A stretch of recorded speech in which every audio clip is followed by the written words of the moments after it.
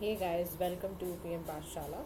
Guys, आज हम देखने जा रहे हैं सिक्योरिटी वाला पोर्शन। ठीक है, मैंने बीच में इकोनॉमी अभी छोड़ा हुआ है। Guys will definitely do it. ठीक है, उसको भी करेंगे क्योंकि बड़ा पार्ट है, टाइमली उसको आपको मिलेगा। थोड़ा सा उसमें टाइम लग रहा है बनाने में, तो वो आप थोड़ा सा प्लीज़ अभी सिक्योरिटी करते हैं। ठीक है, इस वाले पोर्शन में, इस वीडियो के सेक्शन में आपको सिक्योरिटी प्लस आपको सोसाइटी मिलेगा। ठीक है, तो both are the small topics, तो I have taken in together. अच्छा, सिक्योरिटी में गाइस आपको ना देखो, सबसे पहला टॉपिक आ रहा है illegal immigration and internal security. आप सभी परिचित हैं कि मणिपुर में क्राइसिस चल रहा है, हम सभी जानते हैं ना। अब मणिपुर के उस क्राइसिस में क्या क्राइसिस है और वहाँ पर क्या इलीगल इमाइग्रेशन है, उससे हमारी इंटरनल सिक्योरिटी पे क्या असर हो सकता है, उसके बारे में गाइस आज ये टॉपिक हमारा दिया हुआ है। ठीक है, तो यहाँ पर आपने देखा अभी वायलेंस बिटवीन मणिपुर की जो कुकी ट्राइब है और जो मेजॉरिटी मीती कम्युनिटी है, उसमें कॉन्टीन्यूसली वायलेंस चल रहा है सेवरल पार्ट्स ऑफ आपका मणिपुर के अंदर, है ना। अब देखो यहाँ ना एथनिक कॉम्पोजिशन समझना बहुत ज़रूरी है। इस जगह के बारे में जब भी आप पढ़ो तो एक बात ज़रूर समझने वाली है कि एथनिक कॉम्पोजिशन मणिपुर का कैसा है, क्योंकि देखो जहाँ पर भी डिफ़िकल्ट टेरेन होती है वहीं ये सारे क्राइसिस शुरू होते हैं। तो यहाँ पर 33 रिकग्नाइज ट्राइब्स हैं मणिपुर की, जो आपके नागास के अंदर आती हैं और कुकीज़ के अंदर आती हैं। लेकिन डिस्पाइट इनका कि इनमें सोशो पॉलिटिकल लिंग्विस्टिक डिफरेंसेस तो हैं ही, साथ ही साथ ऑल द एथनिक ट्राइब्स कहाँ से मेरे ऑरिजिनेट हुई हैं, सब मैंगलॉइड आपके ग्रुप से निकल कर आई हैं। तो 40% जो मणिपुर की पॉपुलेशन है वो ट्राइबल है और ज़्यादातर वो हिल्स में रहती है। 53% जो मीतीज़ हैं वो आपकी पॉपुलेशन जो है इम्फाल वैली की तरफ रहती है। ठीक है, this is the ethnic composition. तो आपको ये सबसे पहले when ever the question is asking about the ethnic composition, तो आपको ज़रूर बताना है कि 33 रिकग्नाइज ट्राइब्स हैं वहाँ पर, जो ज़्यादातर आपके आइदर फॉल अंडर नागाज या कुकीज़ में आते हैं। सोशो पॉलिटिकल लिंग्विस्टिक डिफरेंसेस के साथ साथ एक बात जो कॉमन है कि ये मैंगलॉइड ग्रुप से ही निकल कर आई हैं, ये ज़रूर आपको याद रखना है। अच्छा, इसके साथ साथ आपको याद रखना है why it is in the news और रूट क्या है वायलेंस का। देखो 10 ईयर ओल्ड डिमांड थी, आज की डिमांड नहीं है ये 10 ईयर ओल्ड डिमांड थी। जो नॉन ट्राइबल मीती कम्युनिटी है ना, वो एसटी का टैग चाहता है ना। अब आपको एसटी का टैग से पहले ये ज़रूर पता होना चाहिए कि कोई भी चीज़ यानी शेड्यूल ट्राइब जो होता है उसका इंक्लूजन या एक्सक्लूजन लिस्ट में कैसे होता है, ये बिल्कुल पता होना चाहिए आपको। तो याद रखो, जो स्टेट गवर्नमेंट होती है ना, वो सर्टेन कम्युनिटीज़ को रिकमेंड करती है।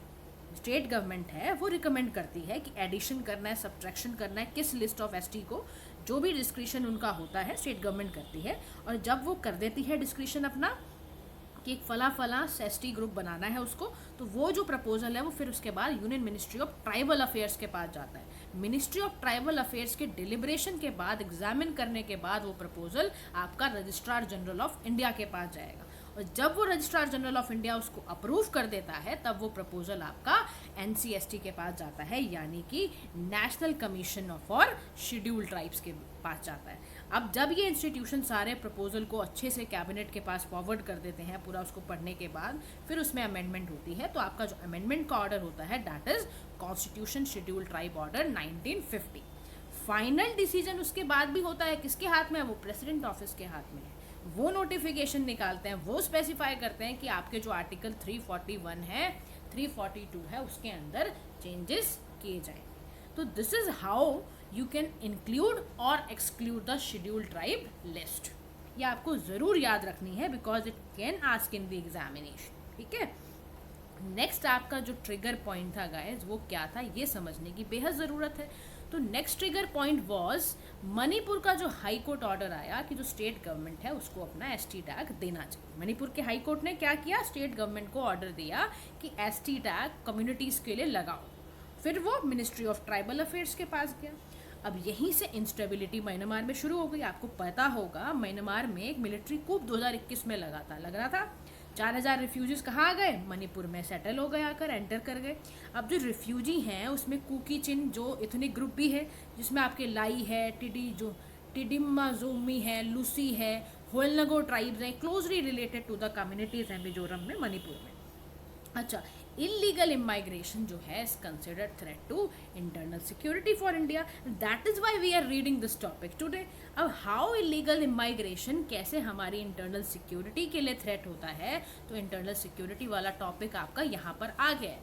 अब देखो, इलीगल इमाइग्रेशन होती है तो सबसे ज़्यादा दिक्कत क्या आएगी, सबसे बड़ी प्रॉब्लम आती है ethnic linguistic and religious community की प्रॉब्लम। इलीगल माइग्रेंट होगा, नेटिव सिटीजन होगा, उसमें एथनिक की डिफरेंसेस, कॉमनैलिटी कुछ आएंगी, कुछ डिफरेंसेस आएंगे, परसिक्यूशन होंगे माइनॉरिटी कम्युनिटीज़ का नेबरिंग कंट्रीज़ में, बॉर्डर पोरस है, डिफ़िकल्ट टेरेन है, मॉनिटर करना मुश्किल है, एम्प्लॉयमेंट अपॉर्चुनिटी फिर कहाँ से लेकर आओगे इतने सारे लोगों के लिए आप।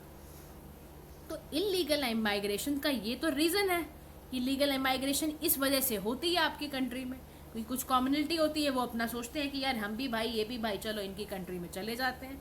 फिर अपना नेबरिंग कंट्री में जैसे म्यांमार में प्रोसिक्यूशन चल रहा है तो वो जंप मार के इंडिया में आ गए, डिफ़िकल्ट टेरेन है, पकड़ आप किसी को सकते नहीं हो, है ना। अब इलीगल इमाइग्रेशन तो हो गई, लेकिन उससे इंटरनल सिक्योरिटी को थ्रेट है, क्योंकि आपका जो इलीगल माइग्रेंट होंगे वो आपके स्पेशली देखो NCN है, कुफलाई ग्रुप्स हैं, ये बेसिकली मिलिटेंट ग्रुप्स हैं, ये enter India to carry out terrorist activity. सोचो आप, तो आपको ये ग्रुप्स के नाम जरूर याद रखना है, because you have to mention these group in your examination. Paper में लिखना होगा आपको NCN है, कुफलाई, सारे के सारे जो ग्रुप्स हैं टेररिस्ट एक्टिविटीज़ वहाँ पे परफॉर्म करते हैं। उसके बाद ह्यूमन ट्रैफिकिंग की समस्या, यार आपकी यही वजह से इंटरनल सिक्योरिटी की प्रॉब्लम ये शुरू हो जाती है कि बॉर्डर्स के क्रॉस में वुमेन और ह्यूमन स्मगलिंग शुरू हो जाती है, उसकी ट्रैफिकिंग शुरू हो जाती है। कम्युनिटी के लिए टेंशन तो बढ़ेगी, हाई लेवल ऑफ माइग्रेशन होगा तो पॉवर्टी, पुअर हाउसिंग, है ना, स्लम एरियाज क्रिएट होने और कई तरह की समस्याएं शुरू हो जाती हैं। अब आप सोचो, जब इतने सारे लोग आएंगे तो फिनेंशियल बर्डन नहीं पड़ेगा, फिनेंशियल बर्डन भी पड़ेगा, गवर्नमेंट का एक्सपेंडिचर बढ़ेगा, एजुकेशन में, हेल्थ फैसिलिटीज़ में, कहाँ से लाएंगे इतना। फिर इलीगल वोटर्स होंगे और अल्टीमेटली फिर वो क्या क्लेम करेंगे, हमें इस कंट्री का सिटीजनशिप दो, हमें सिटीजन बना दो अपनी कंट्री का। कहाँ से इतना लाइक आप कर पाओगे, है ना। वोटिंग लिस्ट कैसे इलीगल तरीके से उसको लीगल करोगे फिर आप। फिर आइडेंटिटी का क्राइसिस हो जाता है इन लोगों के साथ जब ये आते हैं। Influx of immigration created a crisis of identity among the indigenous people of the region, की जो वहाँ के लोकल लोग हैं उनको लगता है भी हमारा तो कोई मतलब आइडेंटिटी छीन गई हमसे। फिर इन्वायरमेंटल डिग्रेडेशन की दिक्कत, क्यों, क्योंकि इमाइग्रेंट होंगे वो सेटलमेंट करने के लिए फॉरेस्ट लैंड को इंक्रोच करेंगे, तोड़ेंगे फोड़ेंगे, उसको खराब करेंगे, कल्टीवेशन की प्रॉब्लम शुरू हो जाएगी, रिसोर्स यूटिलाइजेशन एक बहुत बड़ा लोकल कम्युनिटीज़ के लिए कॉन्फ्लिक्ट बन जाएगा। वे फॉरवर्ड में आप ये कह सकते हो कि we definitely need an effective policies, ये बहुत बड़ी प्रॉब्लम है, we have to handle it in a right way. मतलब सोचने की ज़रूरत नहीं, सेंट्रल गवर्नमेंट को एक हॉलिस्टिक रिफ्यूजी पॉलिसी तो बनानी ही पड़ेगी। तो किस चीज़ की ज़रूरत पड़ी, ultimately we need some kind of holistic refugee policy. We need diplomatic efforts also, जितनी भी नेबरिंग कंट्रीज़ हैं उनको हम बोलना पड़ेगा भी कि कॉपरेट करो, हम अपने आप नहीं कर पाएंगे, we need to resolve it together only. Unique identity card बनाना बहुत ज़रूरी है बॉर्डर लैंड पीपल के लिए, तो बहुत ज़्यादा, क्योंकि वो डिफरेंट रीजन से आपकी कंट्री में घुसेंगे, तो आप यूनिक आइडेंटिटी कार्ड अपने लोगों को तो दो, कम से कम बॉर्डर लैंड पीपल जो रहते हैं उनको दो। फेंसिंग करो बॉर्डर्स की, बहुत ज़रूरत है, central government should do something कि कंप्लीट करे बॉर्डर फेंसिंग को। रीजनल फोरम्स का बनाना बहुत ज़रूरी है, बिम्स्टेक है ना, can be use to discuss issue like illegal immigration, neighbouring countries से गार्डर सपोर्ट, कोऑर्डिनेशन करना। बेटर मैनेजमेंट ऑफ बॉर्डर्स का करना बहुत ज़रूरी है, बॉर्डर गार्ड्स जो आपके हैं, BSF है, ITBP है, इनको स्ट्रेंथन करना बहुत ज़रूरी है, सेकेंड लाइन डिफेंस करना बहुत ज़रूरी है, क्रिएट करना बहुत ज़रूरी है। तो आप समझ रहे हो, ये सारी बातें आपको पेपर में लिखकर आनी है कि how to resolve the illegal immigration crisis which definitely leads to the internal problems आपकी क्रिएट करेगा वो, ठीक है। This is how you have to make the answer. Now the very next topic of the security portion is private military company. PMC क्या होता है, देखो recently ना बहुत रिबेलेंस थे रशियंस के, वैगनार ग्रुप आपने डेफिनेटली सुना होगा। तो वैगनार ग्रुप क्या है, PMC वैगनार, जो इनडायरेक्टली कौन कंट्रोल करता है, रशिया की मिलिट्री और इंटेलिजेंस, जो उसका काम यही है वेपन सप्लाई करना, रशियन मिलिट्री को जो भी ट्रेनिंग फैसिलिटी देनी है वो यही सब करते हैं, वैगनार ग्रुप ही करता है। पहली बार 2014 में आया प्रो रशियन सेपरेटिस्ट फोर्सेस के बैकिंग के थ्रू, ठीक है। ग्रुप के कुछ कॉन्फ्लिक्ट आए हैं, है ना, African region and Arab countries के साथ कुछ दिक्कतें थी यहाँ पर क्रिएट हुई थी। अब PMC basically privately owned company है, ऑर्गेनाइज करती है ये मिलिट्री सिक्योरिटी फोर्सेस को। तो इसमें जो आपका इंडिपेंडेंटली गवर्नमेंट मिलिट्री फोर्सेस को ऑपरेट करना है ना, it is distinct from your official state military organisation से थोड़ी डिफरेंट होती है। गवर्नमेंट हायर करती है कॉर्पोरेशन, इंटरनेशनल ऑर्गेनाइजेशन है, ताकि कोई स्पेसिफिक टास्क कर कुछ कराना हो, कोई कॉन्फ्लिक्ट जोन है, कोई सिक्योरिटी रिस्क है, तो उसके लिए हायर की जाती है। अब factors driving the rise of PMC, private military companies का फैक्टर क्या होता है, राइज कैसे करती है वो, इसमें आएगा आपका आउटसोर्सिंग ऑफ सिक्योरिटी, यानी कि जो प्राइवेट आर्मीज हैं supplement government security efforts of cost effectiveness. जो प्राइवेट आर्मी सप्लीमेंट करती है गवर्नमेंट की सिक्योरिटी एफर्ट को कॉस्ट इफेक्टिवनेस, फ्लेक्सिबिलिटी को डिज़ायर करना, कुछ ऐसा।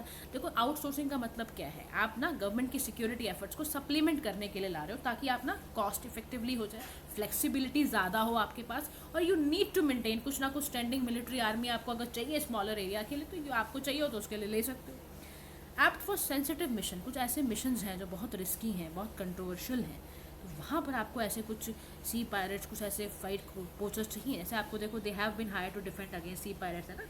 एग्जाम्पल के तौर पे ऐसी जगहों के लिए आपको जैसे कभी कुछ चाहिए हो, है ना, तो ऐसे में आप हायर करते हो प्राइवेट मिलिट्री कंपनीज़ को। फिर आपको देखो टेक्नोलॉजिकल एडवांसमेंट मिलेगा ही मिलेगा, सोफिस्टिकेटेड वेपन सिस्टम ये प्रोवाइड कर रहे हैं, इक्विपमेंट दे रहे हैं ताकि आप ग्लोबल स्केल पे चीज़ों को ऑपरेट कर पाओ, इसलिए भी। दूसरा इंटरेस्ट होता है कि मिलिट्री की ट्रेनिंग अच्छी, एडवाइजरी सपोर्ट मिल जाता है, सिक्योरिटी असिस्टेंस मिल जाएगा, तो सर्टेन जो पॉलिटिकल इंटरेस्ट को फुलफिल करने के लिए ये करना पड़ता है, ठीक है, प्राइवेट मिलिट्री कंपनीज को लेकर आया जाता है। और लीगल एम्बिग्यूटीज़ भी, यानी कि lack of clear international regulations हैं, ओवरसाइट रिगार्डिंग, है ना, कि लीगल ग्रे एरिया कैसे है, कैसे अलाउड करा जाए प्राइवेट आर्मीज़ को, तो वो एक लीगल एम्बिग्यूटीज़ है, इसलिए राइज हो रहा है इनका प्राइवेट आपका मिलिट्री कंपनीज़ का राइज इस वजह से भी है। अब देखो इन्हें रेगुलेट करने के लिए पीएमसीज़ को कुछ तो है, यानी कि आपको ना एक इंश्योर करने की ज़रूरत है, कुछ लीगल एंड लेजिटमेट उसको यूज़ करा जाए। गवर्नमेंट पॉलिसी को इंटरमाइन नहीं कर देना है, बिल्कुल अकाउंटेबल है, इनके एक्शन भी अकाउंटेबल होनी चाहिए, ट्रांसपेरेंसी के साथ काम करो, guarantee they do not any, मतलब सोवेनिटी ऑफ स्टेट को कम से कम ख़त्म ना कर दें। अब इशूज़ क्या हैं, देखो पीएमसी का सबसे बड़ा दिक्कत है अकाउंटेबिलिटी की समस्या, absence of clear legal framework नहीं है, ओवरसाइट मैकेनिज्म नहीं है, ह्यूमन राइट अब्यूज़ करवा रहे हैं इनके थ्रू, इंटरनेशनल ह्यूमैनिटेरियन लॉ को आप वायलेट करा रहे हो, तो कहाँ है उसकी अकाउंटेबिलिटी। स्टेट सोवेनिटी को इम्पैक्ट डेफिनेटली करेगा, ये कॉन्फ्लिक्ट जोन में आपको ऑपरेट कर रहा है, ये सिक्योरिटी की कुछ समस्याएं हैं, दिस इज पोटेंशियली स्टेट की अथॉरिटी को खत्म करता है ये, और कॉन्फ्लिक्ट ऑफ इंटरेस्ट भी है, क्योंकि ultimately you are compromising impartiality, integrity, effectiveness जो सर्विसेज की होनी चाहिए बिल्कुल आप उसको उड़ा रहे हो। लोकल कम्युनिटीज़ पे इसका इम्प्लीकेशन बहुत गंदा पड़ता है, क्योंकि देखो कॉन्फ्लिक्ट खत्म होने के बाद सोशल एंड इकोनॉमिक इम्प्लीकेशन आ गए, कैसे रिसोर्स एक्सप्लॉयटेशन बहुत ज़्यादा हुआ, डिस्प्लेस कर दिया आपने लोगों को, सोशो कल्चरल टेंशन क्रिएट करवा दिया आपने। तो कंक्लूडिंग लाइन में बहुत ज़रूरत है कि प्राइवेट मिलिट्री कंपनीज़ को रेगुलेशन करें ताकि वो एथनिक, लीगल, सिक्योरिटी कंसर्न्स के साथ काम करें, उसको समझते हुए करें कि ये कुछ ऐसे कंसर्न्स बाहर नहीं निकल के आने चाहिए। तो वी नीड इफेक्टिव रेगुलेशंस ताकि एक कोलैबोरेशन के साथ काम हो, इंटरनेशनल ऑर्गेनाइजेशंस के जो भी पैरामीटर्स हैं उसके साथ काम किया जाए, ठीक है। Now we can even take the shots in this video only because this is a small topic of security. देखो सिप्री का ईयरबुक 2023 आया है, सिप्री का फुल फॉर्म आपको पता होना चाहिए, that is Stockholm International Peace Research Institute, ठीक है। तो सिप्री क्या है, हर साल एक एनुअल असेसमेंट करता है, क्या करता है कि कौन सा स्टेट कितना आर्मामेंट यूज़ कर रहा है, कितना डिसआर्मामेंट कर दिया है, कितना मतलब क्या स्टेटस है आपका इंटरनेशनल सिक्योरिटी में। याद रखना यूएसए सबसे ज़्यादा number of deployed nuclear warheads को रखता है, उसके बाद रशिया, फिर फ्रांस, फिर यूके। रशिया के पास हाईएस्ट टोटल इन्वेंट्री है न्यूक्लियर वॉरहेड्स की, followed by USA and Russia, China. तो ये ज़रूर ध्यान में रखना है। इंडिया, पाकिस्तान, इसराइल के पास क्या है, इन्होंने कोई डिप्लॉय नहीं किए न्यूक्लियर वॉरहेड्स। इंडिया के पास टोटल 164 न्यूक्लियर वॉरहेड है। ओवरऑल आपको ध्यान में रखना है, कॉन्टीन्यूसली नंबर ऑफ जो है वो primarily due to USA and Russia dismantling retire है ना, तो उसकी वजह से वॉरहेड आपके कॉन्टीन्यूसली डिक्लाइन होते जा रहे हैं। तो इसकी रिपोर्ट में ये सारी बातें आती हैं। चाइना मॉडर्नाइज कर रहा है, एक्सपेंड कर रहा है, तो इंडिया, पाकिस्तान भी अपने इंक्रीज़ कर रहे हैं अभी न्यूक्लियर वेपन इन्वेंट्रीज, है ना। याद रखो सिप्री का क्या है, raw materials for nuclear weapon है आइदर हाईली इनरिच्ड यूरेनियम, या सब इंडिया आजकल जैसे कि मेनली प्रोड्यूस करता है प्लूटोनियम, ठीक है। और सिप्री एक इंडिपेंडेंट इंटरनेशनल इंस्टीट्यूट है जो आपकी रिसर्च करती है, कंट्रोल करने की कोशिश करती है, डिसआर्मामेंट की तरफ बढ़ा रही है सारी कंट्रीज़ को कि भाई डिसआर्मामेंट की तरफ बढ़ो। अग्नि प्राइम या अग्नि पी ज़रूर पता होना चाहिए, नई जनरेशन की बैलिस्टिक मिसाइल है, पेपर में आ सकता है अग्नि prime is a cryogenic missile, तो आपको प्लीज़ गलती से गलती नहीं करनी है। बैलिस्टिक मिसाइल है ये, सक्सेसफुली टेस्टेड की गई, डीआरडीओ ने करी, 2 स्टेज है, कैनिस्टर्ड है, सॉलिड प्रोपेलेंट इसमें बैलिस्टिक मिसाइल है, इसमें डुअल रिडंडेंट काम करने का काम कैपेसिटी है, नेविगेशन भी करता है, गाइडेंस सिस्टम भी, 1000 से 2000 किलोमीटर की रेंज में काम कर सकता है, बैकबोन है ये, याद रखना। अग्नि missiles form the backbone of India's nuclear deterrence, paper में यही लाइन उठा के वो चेप देंगे पूरा पेपर में, तो you should aware about the same.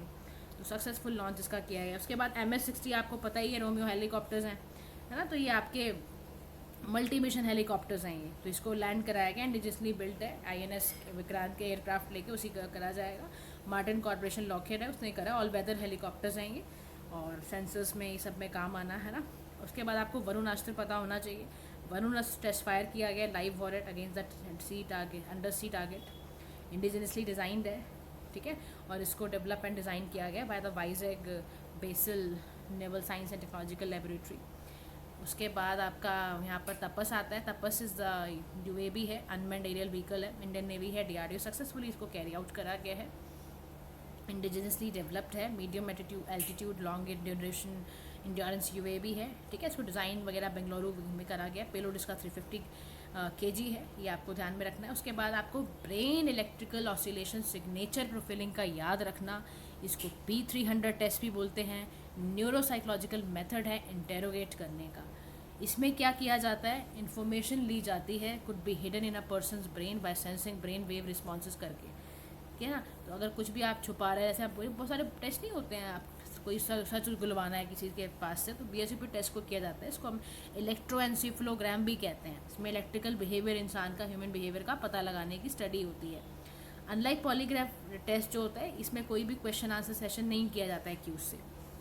जैसे पॉलीग्राफ टेस्ट में ना एक्यूज जो बंदा होता था, जो दोषी करार किया जाता था या लगता था कि इस पर कोई दोष आरोपण करे हुए हैं, तो वहाँ पर पर्सन से फिलोजिकल टेस्ट किए जाते थे। उससे पूछा जाता था ब्लड प्रेशर, उसका पल्स रेट, रेस्पिरेशन, ये सारा चेक करा जाता था। तो ब्रेन मैपिंग भी मोर क्रेडिबल देन पॉलीग्राफ टेस्ट है ना। तो फिंगर प्रिंटिंग भी यूज़ होती है काउंटर टेररिज्म के लिए, participation of accuse in a crime वो जानने के लिए, मैग्नेटिकल डायग्नोसिस के लिए। कोई बंदा अल्जाइमर से अगर लॉजिकल कुछ डिजीज़ है तो उसको आपका ब्रेन फिंगर प्रिंटिंग की जाती है। तो Selvi versus State of Karnataka के केस में साफ तौर पे सुप्रीम कोर्ट ने कहा narco analysis, polygraph, brain mapping test को किसी बंदे को फोर्स करके नहीं करना है ना। तो ऑपरेटिंग मैकेनिज्म ध्यान रखना इसका, ये सारा कैसे कैसे किया था। स्टिमुलस छोड़ा जाता है, ठीक है, बंदे को पिक्चर वर्ड ये सब दिखाई जाती है। फिर ट्रिगर होता है उसका न्यूरॉन, उसके वजह से कुछ ब्रेन वेव्स निकलती हैं, इसको P300 कह रहे हैं। फिर कंप्यूटर प्रोग्राम से पता चल जाता है कि गिल्टी है या नहीं है। इसके बाद लास्ट शॉर्ट का जो इसमें है एक्सरसाइज, आपको ज़रूर याद रखना है। एक्सरसाइज कथा, किससे रिलेटेड एक्सरसाइज कथा, एनुअल एक्सरसाइज है। Between home, between India and Maldives. Exercise ई कथा इक्विवेलेंट जॉइंट मिलिट्री एक्सरसाइज है, इंडिया एंड मालदीव्स के बीच की है। एक खान क्वेस्ट 2023 इंडियन आर्मी का पार्टिसिपेशन था मंगोलिया में, multinational peace keeping joint force है, ठीक है। तो guys this is all for security, ठीक है। Now will do the social part now, ठीक है। Thank you so much for listening, do like share subscribe to PM पाठशाला।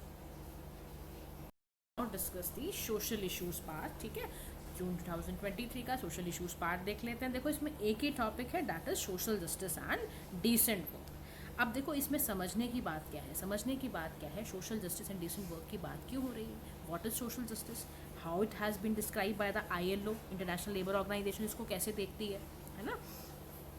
तो देखो रिसेंटली ILO ने एक रिपोर्ट रिलीज करी जिसको टाइटल रखा गया advancing social justice that calls for advancing social justice through promoting decent. तो इस एडवांसिंग सोशल जस्टिस की रिपोर्ट थी। इसमें बोला क्या, इसका जो मेन इसमें रिवाइज कराने की ज़रूरत थी कि भैया डिसेंट वर्क प्रमोट करना है, उसी से आपके सोशल जस्टिस एडवांस हो जाएगा। अब सोशल जस्टिस में 4 पैरामीटर्स को गाइस बिल्कुल दिमाग के अंदर घुसा लो। जब भी सोशल जस्टिस की बात हो तो आपको सीधी सीधी बात ये पता होनी चाहिए कि हम universal human right and capabilities को ज़रूर मानेंगे। मतलब हम अपने सिटीजन्स को adequate standard of living provide करेंगे, education, health care, social security ज़रूर देंगे। मतलब irrespective of their gender, caste, religion, कुछ भी ना देखते हुए हमें ये चीज़ें देनी है। अगर दे रहे हैं तो सोशल जस्टिस हो रहा है। इक्वल एक्सेस टू अपॉर्चुनिटीज़, यानी कि जितने भी मीनिंगफुल वर्क अटेन करने हैं, कंट्रीब्यूट करना है सोसाइटी में, वो आपको करना है। फेयर डिस्ट्रीब्यूशन देना, इकोनॉमिक ग्रोथ कराना, या जितने भी डिसएडवांटेज सेक्शन है, वल्नरेबल सोसाइटी का पार्ट है, उनको बेनिफिट्स प्रोवाइड करना। जस्ट ट्रांजिशन होना चाहिए, यानी कि transformation associated with globalisation, technological, demographic, environmental, ये सारे के सारे जो हैं वो ट्रांसफॉर्मेशन उससे रिलेटेड होने चाहिए। अब सोशल जस्टिस का देखो सीधा सा मतलब आपको इन 4 पैरामीटर्स को पढ़ के ये ज़रूर समझ में आ गया होगा कि it is about fairness, equality, और लोग अपनी वॉइस रख पाएँ, है ना, कुछ कह पाएँ, अपनी लाइफ को वो खुद शेप कर पाएँ। इतनी आज़ादी उनको अगर सिस्टम दे रहा है तो यानी कि सोशल जस्टिस हम फॉलो कर रहे हैं। इंटर रिलेटेड है, इंटरडिपेंडेंट है। तो 4 पैरामीटर ज़रूर याद रखने हैं। कौन कौन से, universal human right and capabilities, equal access to opportunities, fair distribution and just transition. Just होना चाहिए, यानी कि सभी के लिए बराबर ट्रांजिशन हो, डेमोग्राफिकली, इन्वायरमेंटली, ग्लोबलाइजेशन, ऐसा ना हो बहुत गैप है रिच पुअर का, ये सब नहीं हो। सबको टेक्नोलॉजी, डिजिटल गैप, ये सब गैप्स को ख़त्म करते जाना है, तभी आपका मतलब है सोशल जस्टिस से। अब सोशल जस्टिस डिसेंट वर्क इतना इंपॉर्टेंट क्यों है? क्योंकि आपको अपना एसडीजी गोल जो 2030 में फुलफिल करने की बात कर रहे हो, गोल नंबर 8 यही कहता है, decent work and economic growth. तो उसको भी ध्यान में रखना है। तो आईएलओ ने इसीलिए डिसेंट वर्क का मतलब बताया है कि कोई भी प्रोडक्टिव वर्क जो मैन या वुमेन अपनी पूरी आज़ादी के साथ, इक्विटी, सिक्योरिटी, ह्यूमन डिग्निटी के साथ जो काम कर रहे हैं, वो सभी काम मुबारक हैं और वो सारे काम डिसेंट वर्क का पार्ट है। तो डिसेंट वर्क फॉर ऑल हम चिल्ला ही रहे हैं क्योंकि हमारा एसडीजी का पार्ट है वो। तो एसडीजी का पार्ट है, तो इसका मतलब हमें हर पैरामीटर पर लो इनकम हाउस का स्पेसिफिकली एलिमिनेट करने की ज़रूरत है, पॉवर्टी को, इनइक्वालिटी को। हमें इंश्योर करना है वेलबींग, लिविंग स्टैंडर्ड को इम्प्रूव करना है, स्पेसिफिकली वल्नरेबल सेक्शन के लोगों का।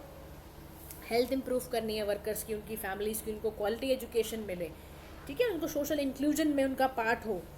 इसीलिए कहा गया है social justice and decent work को रीइंफोर्स करने की ज़रूरत है, because we have taken the oath in 2015 we will fulfil goal number 8। तो ये ज़रूर याद रखना है। आईएलओ के बारे में सुन लो, देखो 1919 में आया था, 1919 में जिनेवा स्विट्जरलैंड में इसका हेडक्वार्टर है। ट्रिटी ऑफ वर्सलीज के थ्रू ये बना था। जैसे वर्ल्ड वॉर 1 ख़त्म हुई ना 1914 से 18 के बीच में, 1919 में ये निकल कर आ गया। फिर आईएलओ यूनाइटेड नेशंस के साथ में स्पेशल एजेंसी कब बनी? 1946 में, क्योंकि आपको पता होगा यूएन कब बना था? 1945 में। इस्टेब्लिशमेंट उसकी 24 अक्टूबर 1945 को हुई है। उसके साथ फिर आईएलओ ने अपनी एजेंसी मतलब यूएनएस को बना लिया। इंडिया भी इसका मेंबर है, कई सारी रिपोर्ट्स निकालता है। प्लीज़ ध्यान रखना, की report, global wage report ILO निकालता है, world employment and social outlook की रिपोर्ट भी ये निकालता है। रिपोर्ट्स के बारे में पता होना चाहिए। लेकिन समस्या देखो कहाँ आती है, वो ज़रूरत है आपको समझने की। ये तो हमने बात कर ली सारी, चैलेंजेस क्या हैं, सोशल जस्टिस को कैसे एड्रेस करने में दिक्कत क्या क्या आती है। तो सबसे बड़ी समस्या आती है इनजस्टिस बहुत ज़्यादा परसिस्ट कर रहा है। कह रहा 2022 में 685 मिलियन लोग थे जो एक्सट्रीम पॉवर्टी का शिकार थे। 160 मिलियन बच्चे ऐसे थे जो चाइल्ड लेबर का शिकार थे। और आईएलओ के रहते हुए अगर ये घटनाएं हो रही हैं तो ये बहुत गलत बात है। 50 मिलियन लोग आपके मॉडर्न स्लेवरी कर रहे हैं, सोचो आप। मतलब ना उनके पास खाने को है, ना सेफ ड्रिंकिंग वाटर है, ना सैनिटेशन है, ना हेल्थ है, ना शेल्टर है। तो मोर देन 4 बिलियन पीपल आपके सोशल प्रोटेक्शन का पार्ट ही नहीं है। आईएलओ का डेटा बताता है, रीसेंट डेटा, जिसे देख के दुख हो जाए। 60% से ज़्यादा ग्लोबल फोर्स जो है आपकी, वो इनफॉर्मल इकोनॉमी का पार्ट है। तो जब फॉर्मल इकोनॉमी में आएगा ही नहीं तो बेनिफिट्स उसको सोशल प्रोटेक्शन के मिलेंगे ही नहीं। तो वो तो पहले ही बाहर हो गया आपके सोशल जस्टिस पैरामीटर से। फिर कैजुअल वर्क बहुत ज़्यादा है, आपकी जॉब्स एंडेंजर हो रही हैं, लाइवलीहुड की समस्या आ रही है। वुमेन आपका 20% लेस देन मैन आज भी कर रही है, यानी कि अभी भी आपके ग्लोबल जेंडर गैप उठा के देखो, रिपोर्ट को निकाल के देखो, तो उसमें आज भी वुमेन का पार्टिसिपेशन जो है उसमें अर्निंग उसकी कम है एज़ कम्पेयर टू मेन। आप रेशियल बेसिस पे, डिसेबिलिटी के बेसिस पे बड़ा डिस्क्रिमिनेशन करते हो। पे गैप्स का एक टॉपिक शुरू हो गया कि ना आप बहुत ज़्यादा पे गैप करते हो। पे गैप का क्राइसिस बहुत कर रखा है आपने। आप इन्वेस्टमेंट नहीं करते हो हेल्थ एंड एजुकेशन में ताकि इनइक्वालिटी दूर हो। डिसअफेक्शन है, लॉस ऑफ ट्रस्ट है, कंपाउंडिंग क्राइसिस हैं, pandemic, inflation, extreme weather events हैं। अब क्या ऐसे तरीके अपनाए जाएं जिससे ये सब ठीक हो? तो वर्क इज़ कंसिडर्ड जस्ट अगर हम फेयर इनकम दें, सोशल प्रोटेक्शन दें, सभी के साथ एक इक्वल जैसा ट्रीटमेंट करें, ठीक है। तो वे हेड हमें क्या करना है? Rural diversification of decent job. सबसे पहले काम यही करना है, सबसे पहला काम यही करना है। वी नहीं, जैसे आपने शुरू करा ना एग्रो प्रोसेसिंग सेक्टर, बहुत अच्छा शुरू करा, ऐसे कुछ डिसेंट जॉब निकालो, वुमेन को प्रोडक्टिव काम करवाओ, एग्रीकल्चर सेक्टर में, एमएसएमई में अच्छा उसको योगदान देने का मौका दो, उसको एडजस्ट पे दो, फेयर इनकम दो। शुड नॉट कंपेयर, मतलब ऐसे मत करो वुमेन का इतना, मैन का इतना, मत करो ये सब भेदभाव। Come out of from all these nonsense things. Climate change mitigation से आपको ये भी ध्यान में रखना है, जॉब जो क्रिएट कर रहे हो उसमें ये लोगों को समझाओ, कुछ ऐसे अडेप्टेशन मेथड करें कि क्लाइमेट चेंज से भी मिटिगेट हो पाए। मिनिमम वेज इंश्योर करो, इन्फ्लेशन के साथ एडजस्ट करके मिनिमम वेज निकालो। इट मस्ट बी वाइडर, है ना। उसके बाद लोगों का पब्लिक इंस्टीट्यूशंस का ट्रस्ट रिस्टोर करने की ज़रूरत है। फेयर ट्रांजिशन करो आप टेक्नोलॉजी का, ग्लोबल कोलिशन करने की ज़रूरत है। Data privacy, risk of artificial intelligence biases जो है, डिस्क्रिमिनेशन को ख़त्म करने की कोशिश करो। क्वालिटी अर्ली चाइल्डहुड केयर की ज़रूरत है लोगों को। अगर देखो quality early childhood care education मिलेगा तो वुमेन अच्छे से बेचारी काम कर पाएगी। उसको पता होगा मेरा बच्चा सुरक्षित है, अपना पढ़ लिख रहा है, अच्छा काम कर रहा है, उसके न्यूट्रिशन का ध्यान रखो। ये सारी चीज़ें गाइस करनी पड़ेंगी, तब जाके आपको क्या मिलेगा? एक जस्ट काम मिलेगा। तो we have discuss social justice decent work. तो कहीं भी सोशल इशूज से रिलेटेड आए तो आपको ज़रूर इसको ऐसे लिखना है, ठीक है। Thank you so much for listening, do like share and subscribe to PM Pathshala. If you find any of the doubts please comment to us, ठीक है। And have a nice day to all.